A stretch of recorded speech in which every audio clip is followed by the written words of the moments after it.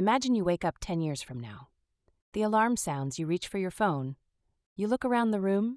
Same walls, same ceiling, same life. A decade has passed, and nothing has changed. Not one thing. Sit with that. Most people can't. Most people push that image away as fast as it comes. But here is what nobody tells you about that feeling. It is trying to show you something. And what it shows you might surprise you. This is not a story about lazy people. The people who stay stuck are often the busiest in the room. They answer every email, they show up, they genuinely try, but something invisible keeps pulling them back. They can feel it, but they cannot name it. This is not a motivation problem. It is a mechanism, and you cannot see it from the inside. Think about everything you did today. The route you took, the coffee you made, the way you picked up your phone without thinking. Almost none of it was a real, deliberate choice. 88% of everything you did today, automatic. Your brain was running a script it wrote years ago from habits you forgot making. It ran the same script yesterday and the day before. And it is running that same script right now, while you watch this. But here is what gives that script its staying power. Deep in your brain sits a structure, the amygdala. It evolved over millions of years to keep you alive. It does that by scanning everything around you for threats. But it cannot tell real danger from simple unfamiliarity. Anything new, anything unproven, and the alarm fires. To your brain, change and danger look identical. Change does not just feel uncomfortable. It feels dangerous. And here is where it gets interesting. Your brain is not just punishing change. It is actively rewarding you for staying put. Deep inside your brain sits a small cluster of cells, called the nucleus accumbens, your brain's reward center. When you stay in familiar territory, it fires. It sends a rush of dopamine through your system, the same chemical behind every pleasure you have ever felt. You are being quietly paid to stand still. But the math has something quiet to say about that. Get 1% better every single day. Do it for a full year, you end up 37 times better.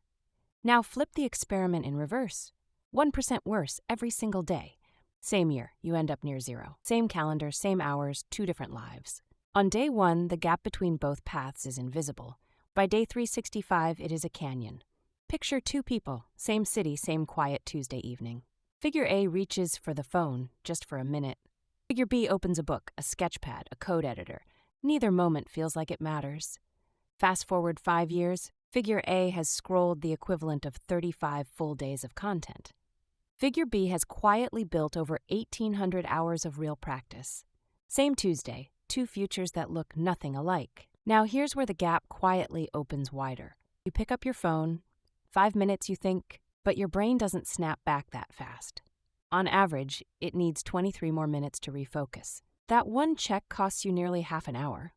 Do it a few times today. And hours of real work simply vanish. Across a year, that's months of focus gone. Across a decade, it quietly rewrites your ceiling.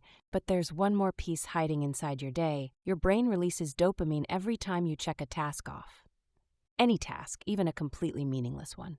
Answer 40 emails, your brain reads that as progress. You can end a day exhausted, 40 tasks completed, and made 0 progress on anything that actually matters. Inside your brain, busy and productive feel identical. Same signal, same reward, that is the trap. Now picture 2 people, same evening, same restless energy. The first opens a video about how to start a business. It is compelling. They click another, then one more. 3 hours pass. They have watched 12 videos. The second person opens a blank document and begins. Same 3 hours, same subject, completely opposite trajectories. One has more to watch next time. The other has a draft. Information without action is just expensive entertainment. But acting on what? That is the other half. Most people make decisions based on this afternoon. Or this week, if they are being ambitious. The people who end up somewhere different think in decades. Open a calendar, zoom all the way in. You see today, this week, a handful of small squares. Now zoom all the way out, same calendar, same page. Completely different picture. Same moment, completely different lens. Now apply that same thinking to what we call talent. Erickson studied the world's best musicians, chess players, athletes. He expected to find rare gifts, advantages you're born with. He found hours, quiet, deliberate, unremarkable hours, 10,000 of them to reach the top. Expert performance isn't a gift, it's a structure you build. The quiet, consistent person almost always outlasts the gifted one. The one who stops showing up, already gone. But motivation is just a feeling. It rises when you sleep well. It crashes after a bad day or a single failure. You cannot build a whole future on something so unstable. Skills do not rise and fall with your mood. Every hour of deliberate practice becomes a permanent tool.